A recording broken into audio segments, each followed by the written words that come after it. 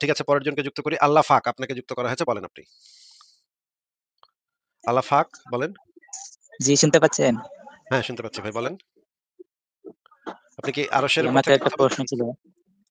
আপনি আরশের উপর হ্যাঁ, হ্যাঁ, থেকে হ্যাঁ। কথা বলছেন কিনা? ওখানে নেটওয়ার্ক কেমন ভাই? জি, এখানে তো নেটওয়ার্ক লাগে না। নেটওয়ার্ক লাগে না। কোন কইলেই সব হয়ে যায় নাকি? আমার কি দূরত আছে না? ও আচ্ছা, আচ্ছা। বলেন হ, হ, তাহলে। হ। ধইরেন। আচ্ছা আমার জি, হ্যাঁ, বলেন। মুহাম্মদের জীবনে সবচেয়ে খারাপ কাজ কি আপনি মনে করেন? মুহাম্মদের মোহাম্মদের জীবনে জীবনে সবচেয়ে খারাপ কাজ? খারাপ কাজ তো অনেকগুলো আছে। তার ভিতরে সবচাইতে ভয়ংকর কাজ হচ্ছে গণহত্যা চালানো।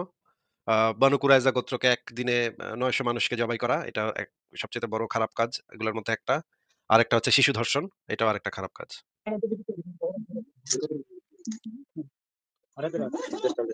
আর কি কিছু বলবেন ভাই? ধন্যবাদ। ঠিক আছে, তাহলে বিদায় জানাই। ভালো ধন্যবাদ। থাকেন। এখান থেকে শব্দ হচ্ছে অনেক। আপনাকে তাহলে বিদায় জানালাম। পরের জনকে যুক্ত করি। দীপ, দীপ আপনাকে যুক্ত করা আছে, বলেন আপনি।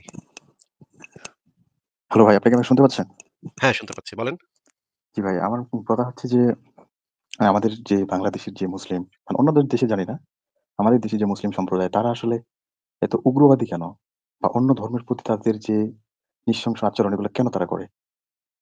এটা তো শুধু বাংলাদেশ না ভাই, এটা সব দেশেরই মুসলিমদের মধ্যে এই উগ্রতাটা আছে। তারা তাদের ধর্মটাই হচ্ছে উগ্রতা শেখায়। ধর্মের ভেতরেই জিনিসগুলো আছে। সেই জিনিসগুলোই আমরা এই লাইভের ভিতরে আলোচনা করি যে এই ধর্মটা কিভাবে তাদেরকে এই উগ্রবাদী করে তোলে, ধর্মীয় শিক্ষা কিভাবে তাদেরকে উগ্রবাদীতে পরিণত করে। এই জিনিসগুলাই জি। আমরা নিয়মিত এবং আমাদের ওয়েবসাইটেও এই জিনিসগুলাই লেখা আছে। ভাই আপনি একটু আমার তাহলে জি, আচ্ছা বুঝতে পারছি। আমার সবচেয়ে একটা বড় প্রশ্ন সেটা হচ্ছে যে তাদের বিভিন্ন যে ওয়াজ মাহফিল প্লাস হচ্ছে এই যে ৫ ওয়াক্ত হচ্ছে যে নামাজ, হ্যাঁ? তো আমি যেখানে থাকি মানে আমার আশেপাশে অনেক মসজিদ। তো একেকটা মসজিদে ৪ টা করে বড় মাইক লাগানো আছে। তারা যে সাউন্ড দেয় আসলে মানে এটা তাদের কি বুঝায় যে উচ্চ স্বরে নামাজ মানে আজান দেওয়া এটা কি সরাসরি কি আল্লাহর কাছে যায় নাকি আওয়াজটা? মানুষের আরকি মানে এটা হচ্ছে ইসলাম হচ্ছে দেখায় তার ক্ষমতা প্রদর্শন করে। এটা একটা ক্ষমতা নাকি প্রদর্শনের একটা মাধ্যম যে জোরে চিৎকার চেঁচামেচি করে দেখাবে যে আমরা এখানে পাওয়ারফুল। ঠিক আছে ভাই, আপনার কি কোনো স্পেসিফিক প্রশ্ন থাকলে সেটা বলেন। না ভাই মানে স্পেসিফিক বলতে আমি বোঝাচ্ছি যে ঠিক আছে সব ধর্ম সমান। কিন্তু ইসলাম কেন এমন করতেছে বা এই ধরনের আচরণগুলো তাদের মানে কেন? তাদের কি ধর্মগ্রন্থে লেখা আছে? মানে হ্যাঁ, এই এগুলো তো জিনিসগুলো আমাকে আরকি ধর্মগ্রন্থে লেখা মানে আছে। এই জিনিসগুলো আমাকে আরকি মানে এই জিনিসগুলো আমাকে বারবার ভাবায় যে তাদের এই আচরণের কারণটা কি? আচ্ছা, তাহলে আপনি আমাদের লাইভগুলা YouTube থেকে শোনেন, প্লেলিস্ট গুলা ভালোভাবে শোনেন। বিভিন্ন মুমিনের বক্তব্য, বিভিন্ন আলেমের বক্তব্য শোনেন, তাহলে আপনি বুঝতে পারবেন। ঠিক আছে ভাই, আপনাকে তাহলে আজকে বিদায় আচ্ছা, জানাই। ভালো থাকবেন। আচ্ছা ভাই ওকে ভাই। Thank you. ঠিক আছে, ঠিক আছে। পরের জনকে যুক্ত করি সাকিব। সাকিব আপনাকে যুক্ত করা হয়েছে, বলেন আপনি। সাকিব আপনাকে যুক্ত করা হয়েছে, বলেন। আসসালামু আলাইকুম ভাই। আপনার উপরে শান্তি বর্ষিত হোক, বলেন। হ্যাঁ ভাই, শোনা যাচ্ছে না? হ্যাঁ, হ্যাঁ, শোনা হ্যাঁ যাচ্ছে, ভাই, শোনা বলেন। যায়? হ্যাঁ, শোনা যাচ্ছে, বলেন। হ্যাঁ ভাই, আমার প্রশ্ন হচ্ছে যে এরকম যে আমি মানে আমার চিন্তা ভাবনা অনেকটা মুক্ত চিন্তা ভাবনা, কিন্তু যখন এই যে মাঝে মাঝে ভাবি এই যে এত মানুষ এত এই পৃথিবীতে মানে এসব কিছু ভাবলে মাঝে মাঝে মনে হয় যে একজন ক্রিয়েটর আছে। আবার যখন ভাবি যে একটা সমাজ মানুষ যদি একটু পরিচালনার কম জন্য যে থাকতো মানুষ যদি একটু কম থাকতো তাইলে আপনি কি ভাবতেন যে ক্রিয়েটর নাই? এটা কি ভাবতেন আপনি? না না মানে এই সৃষ্টি জগৎটা নিয়ে যখন ভাবি যে এত ধরেন কিছু ধরেন সৃষ্টি ধরেন হচ্ছে ইয়া হচ্ছে। ধরেন বহু বছর আগে, ধরেন মানে ২০০০ বছর ৩০০০ বছর আগে তো মানুষ অনেক কম ছিল পৃথিবীতে। তখন তো এত মানুষ ছিল না। না তাহলে এটা কি তখন সংখ্যার সৃষ্টিকর্তা ছিল না? না সংখ্যার সাথে না যে তাইলে আমি তো আপনাকে সেটাই বলতে চাচ্ছি যে মানুষের সংখ্যা বেশি, অনেক মানুষ, এত মানুষ। এইটা থেকে আপনার কাছে কেন মনে হবে যে সৃষ্টিকর্তা আছে? এইটার উপর ভিত্তি করে সৃষ্টিকর্তা আছে নাকি নাই সেটা নির্ধারণ করা যায় কেমনে, এটা তো আমি বুঝলাম না ভাই। এইটার সাথে সৃষ্টিকর্তা থাকা না থাকার সম্পর্কটা কি? মানুষের সংখ্যা যদি বেশি হয় বা মানুষ যদি কম হয়, এটার সাথে সৃষ্টিকর্তা থাকার সম্পর্কটা কি, এটা তো আমি বুঝলাম না। আপনি একটু আগেই বলছেন যে আপনি এত মানুষ, পৃথিবীতে এত মানুষ, এটা দেখে আপনি ভাবেন যে তাইলে তো না মানে সৃষ্টিকর্তা সৃষ্টি জগৎটা যখন দেখি তখন ভাবি যে কোনো একটা ক্রিয়েটর থাকতে পারে, কিন্তু তার মানে এই না যে কেন, কোনো কেন ক্রিয়েটরের মনে আর হয়? কি। কেন মনে হয় সৃষ্টি কোনো একটা কিছু সৃষ্টি জগৎ আপনি কোত্থেকে দেখলেন? আমি তো কখনো সৃষ্টি জগৎ দেখি নাই। আমি দেখছি জগৎ দেখছি। সৃষ্টি জগৎ জগৎ যখন আপনি বলতেছেন তখন তো আপনি অলরেডি স্বীকার করে নিতেছেন যে এটার একটা সৃষ্টিকর্তা আছে। সৃষ্টি তো কিছু হয় না ভাই। সবকিছুর রূপান্তর ঘটে। সৃষ্টি কোনো কিছু না হইছে এরকম কোনো উদাহরণ আছে আপনার কাছে? কোনো উদাহরণ নাই।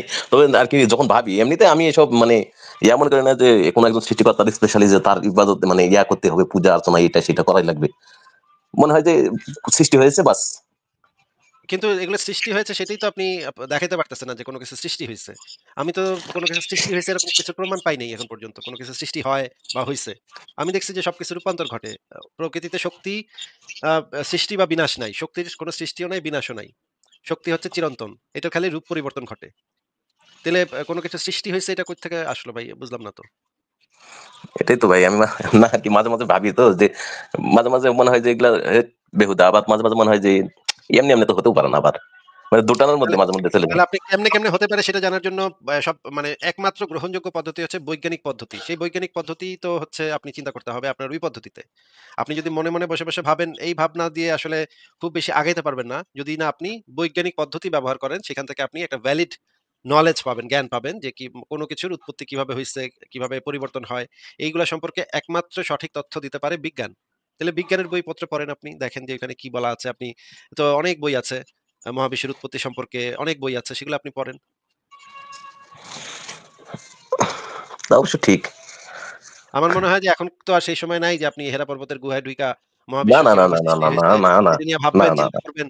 আর আপনার মাথায় চলে আসবে যে এমনে হইছে। এটা তো আর এই সময় তো এখন আর নাই ভাই। এখন হচ্ছে বৈজ্ঞানিক না, গবেষণা না। করে বড় ল্যাবরেটরি বানায় বিভিন্ন পরীক্ষা-নিরীক্ষা করে এগুলা এই সম্পর্কে জ্ঞান অর্জন করতে হয়। এখন তো আর ওই যে জঙ্গলে গিয়ে ধ্যান করার যুগ নাই ভাই। হ্যাঁ? হুম। না ও আগেকালে জঙ্গলে আগের গিয়ে ধ্যান করার আগেকালে ওগুলা আমি মানুষ বিশ্বাস যেটি করি না। করতো যে জঙ্গলে গিয়ে ধ্যান করতো, ধ্যান করে নাকি জ্ঞান হয়ে যেত। তো ওই ওইটা তো এখন আর সময় নেই ভাই। এখন ইউনিভার্সিটি থেকে পড়ালেখা করতে হয়। পড়ালেখা করলে সেই জ্ঞানটা পাওয়া যায়। হ্যাঁ? হ্যাঁ ভাই, আমি ইউনিভার্সিটি শেষ করছি বহু বছর আগে। এজন্য ওগুলা সবকিছু আমার ইয়া হয় না। তারপর মাঝে মধ্যে ইয়া করে যাই তো কনফিউশন এ পড়ে যাই যে আসলে কি?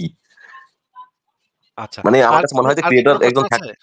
না, না প্রশ্ন নাই। যে আমার কাছে মানে এরকম মনে হয় যে ক্রিয়েটর একজন থাকলে থাকতেও পারে।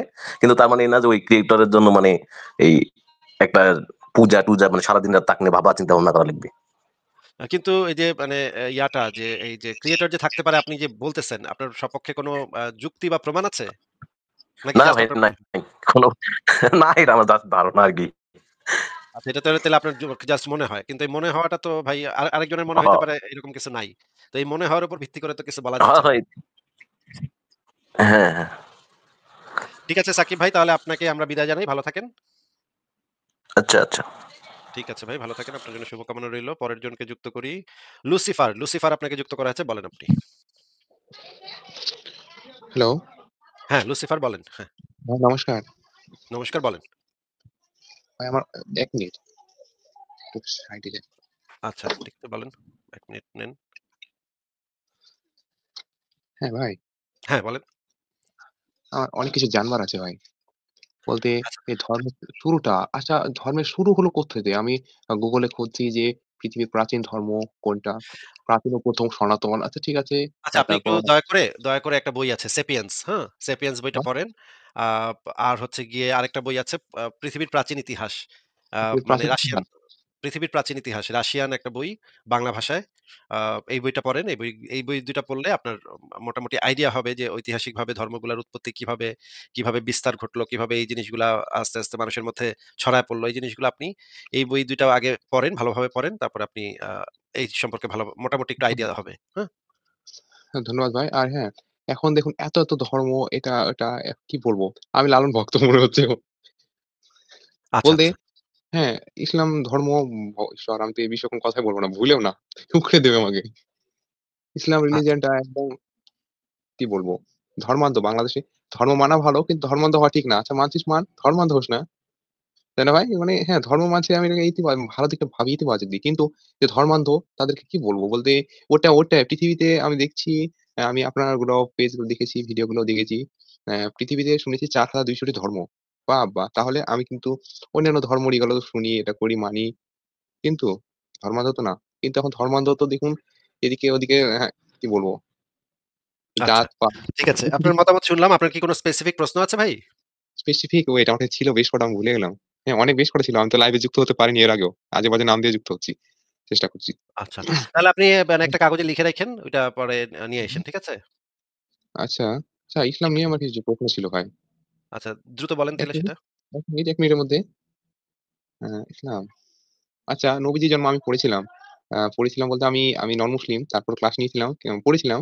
ক্লাসে ৫৭০ সালে জন্ম, ৬৩২ এ মৃত্যু। তখন আমি ভাবছিলাম মাত্র ১৪০০ বছর আগে জন্ম মৃত্যু এটা ওটা তাহলে কি এসব রিলিজিয়ন মাথা হ্যাং হয়ে গেছে আমার একেবারে। আচ্ছা ঠিক আছে। আমি বুঝতে পারছি যে আপনার স্পেসিফিক কোন প্রশ্ন নাই ভাই। তাহলে আপনাকে আজকে আমরা বিদায় জানাই। ঠিক আছে? ভালো থাকেন। ধন্যবাদ ভাই। Thank you. আচ্ছা ঠিক আছে।